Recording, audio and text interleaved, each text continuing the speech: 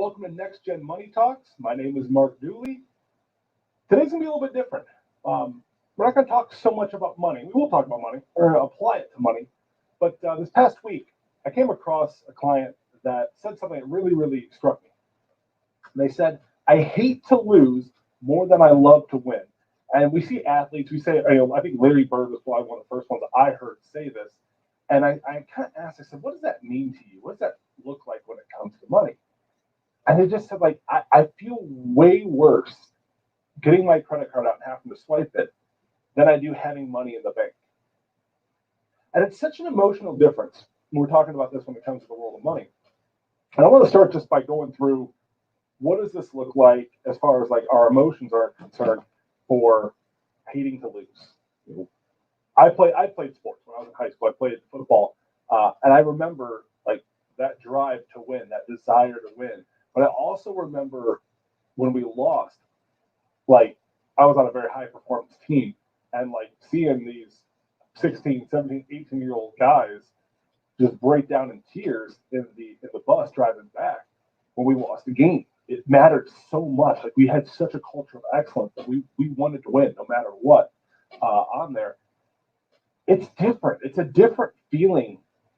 Also, when your expectations are built to do it, when you're expecting to win, not just wanting to win, but when you're expecting to win, it creates this hatred, this frustration, this bitterness towards losing. Now, obviously, there's a healthy side to this. We want to reach a point where win or lose, that we end up being okay. Like I understand that there's balance that has to occur, but I think it's okay to kind of embrace the suck when you lose.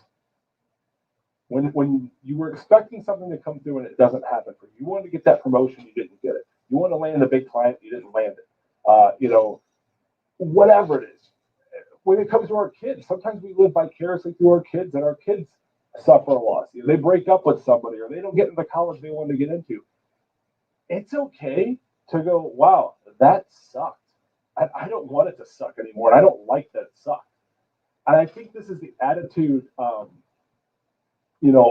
champions. Champions think this way. I think it was Tom Landry that said, you show me somebody who's okay with losing, or you show me somebody who oh, guys, I'm sorry I butchered it. I should have had it ready. It just popped in my brain for Tom. I wasn't planning on bringing it up.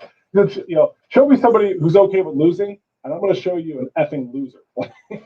It's just like, if you're okay with it, then, and this is where we need to separate this thing out a little bit. We're not saying that there's something wrong with you that you lost or things like that. We're not, don't hear what I'm not saying on it. But more than anything else, like, I think that there's this, like, everybody gets a trophy mentality that we have right now that leads it to being not okay that you lose. Everyone needs to feel like a winner. Everyone needs to feel like they won. And as an entrepreneur, we sometimes get trapped in this. For those of you guys that are entrepreneurs out there, tell me if this sounds familiar. You can't really share what's going on in your life. You can't share the good, the bad, and the ugly, because people want to hear that you're doing awesome. You say, hey, how's the business going? Oh man, it's so great. I got so many clients. I'm so busy. The only thing better than being busy, or the only worse than being busy, is not being busy. We say these phrases, we say these lines, these mantras as entrepreneurs, because success is beat into us. You never want to have to go back and take a job. You never want to have to go back and have to leave the arena. Stay in the arena, keep fighting, keep dancing, keep doing your thing. But what ends up happening is we fall back into looking at the results and basing everything of our decisions on those results. What does it look like when you leave it all on the field and you still don't win? What does it look like when you leave it all on the court and you still don't win?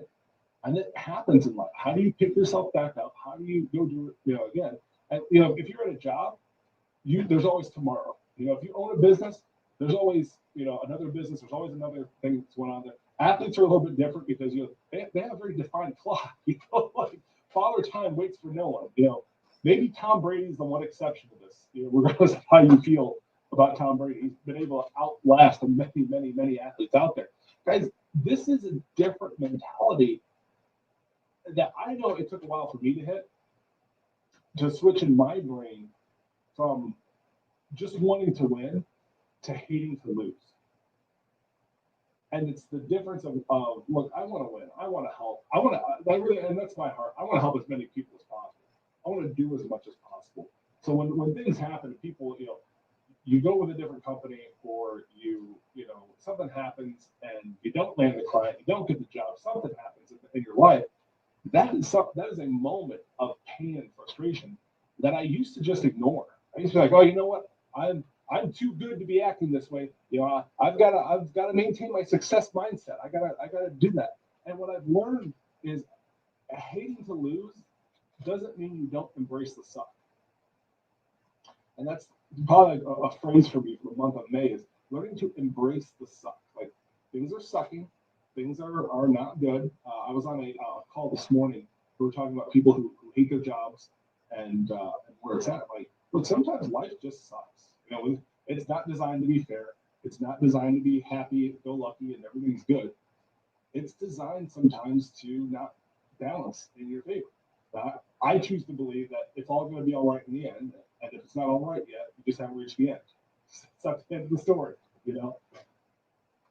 But what do you do when those moments hit? What happens inside of you, and how do you deal with it when the outcome doesn't go the way you want?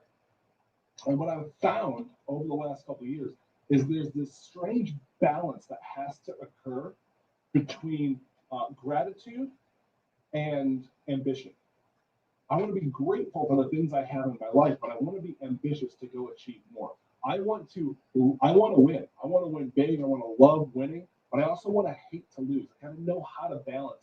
And there's a book out there called The Dichotomy of Leadership. That's put on by the Echelon Group. It's a couple of Navy SEALs that came back and explained a lot of great things out there, a lot of key takeaways. And life comes down to balance and finding those balance. And I think that what happens is when we get in these positive cultures, we get in these entrepreneurial groups that just say, man, everything's great, just keep going after it. Some of you guys have it in your jobs and where you work at. You can't tell your boss how bad it's going. You're told, you don't want to be a complainer. You don't want to have that stigma put on you. But at the same time, we need to have situational awareness to know, are we winning or are we losing? And we have to be okay with sometimes the drive to not lose has to outweigh our desire to win. And don't get me wrong, I want to win as much as the next guy. I want to go after it. I want to make it. But sometimes it's that desire to not lose. Sorry, my grammar people out there are like, wait, Mark, you can't put it that way. No, to not lose. I need to make sure that it's not about winning. It's about, man, I just don't want to have that feeling again of looking at my bank account and seeing $10 in there. I don't want to have that feeling of have to go back to a creditor and say, hey, I'm sorry, I can't make your payment. We take that pain, we take that frustration, and we lock it up in a box, we seal it, and you hold on to it. And I watch what happens. We don't want to let bitterness or resentment get in. That's not the point of this. But if we can encapsulate that feeling, that emotion, we can hold on to it. So that way, when later on bad things occur, we're able to go back and say, well, I survived the last time this happened. I embraced the suck last time. I'm going to get through this one as well. And it's going to be fine. It's going to work out. But what does it look like to drive in? And the final point I really want to make with this, we're going to leave it real short today because I really want you to grab this final point, is sometimes hating to lose means that you're not going to play the game. And that people can goad you, almost like think Michael J. Fox in Back to the Future, where someone can call you chicken and all of a sudden you're jumping into something that you should have never been into in the first place. If I hate to lose, there's certain games I'm not going to play because I know I'm going to lose. It doesn't make sense for me to step in there. Okay. I at my age and at my body style right now, I'm not stepping on to the court where I'm playing basketball with the guys at the YMCA. Just not gonna happen. I'll play the volleyball. I will do some frisbee golf. There's some games I'll play if I have a chance of winning. But I really hate that feeling of losing. I'm not going to step on the court and then put myself in a spot where I'm just gonna feel bad. I'm not gonna do it.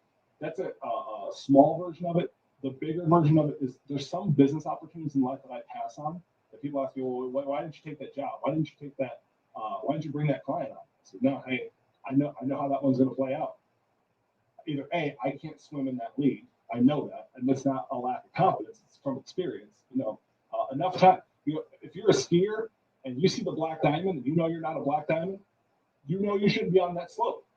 Sometimes that's what it is. I'm not going to, I don't have anything to prove to anybody. I'm going to do what I got to do in the areas that I got to do it. And I'm not going to take on more than I can bite on more than I can chew. So that's the final takeaway from this. When you start learning to hate how much you hate losing, you really begin to embrace being able to say no to certain things in your life, certain people, certain tasks, certain jobs, because you don't want to lose it. You don't want to not do it. You want to follow through. You want to do everything you do with excellence. And sometimes a no is a not yet. Sometimes, hey, I'm open to it. I want to do it. It's just a not yet for me on there.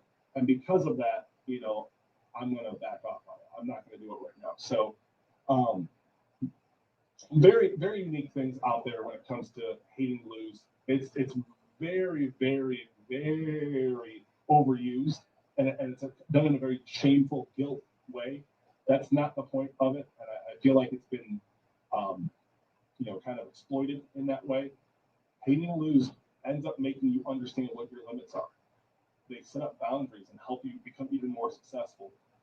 Love to win, hate to lose, go after it. So thank you so much for joining me here today. Appreciate you guys. Appreciate the questions that are coming in. If you guys have questions that you want us to go over here on Next Gen Money Coaching, let us know. You can send it to moneytalks@nextgenbudget.com. Go ahead and send any of your questions that you guys have, whether it's about money, life, business, anything out there. We'll go over and we will talk about them here on our show. If you want to be interviewed, if you have a business or you have a story that you want to share, go ahead and send an email. We'll grab it. We'll get in touch with you. I'd love to contact with you. Bring you on, have a conversation. And if you own a business, let you promote yourself a little bit on. So we've had a few people do that. This week, go out, do great things with money, get jobs and better jobs, raises and bonuses, positions and promotions, provisions and resources, checks in the mail, finding money, and debts paid off so that you have more than enough to dent the universe in the way that you were called to. Thank you so much for joining me. We'll see you next week. Bye now.